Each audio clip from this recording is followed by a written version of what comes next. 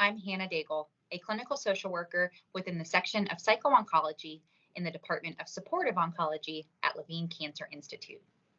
In this video, I'm excited to share with you a brand new class coming to the Cancer Resource Center titled Talking to Children About Cancer.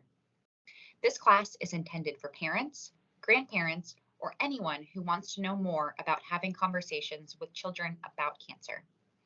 In the class, we will talk about the importance of communicating openly with children, how to have the conversation, differences in children's understanding of a disease, and how to help yourself when things may feel overwhelming or hard. Finally, we will give you real-world activities and exercises to go home with. We hope by the end of the class, you will feel prepared and empowered to have these conversations and to know where to go for help when needed.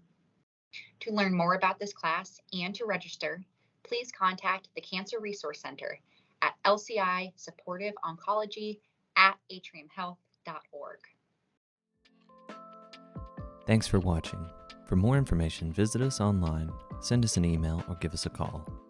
Don't forget to click subscribe and hit that notification bell so you know when new videos are released. And most of all, be well.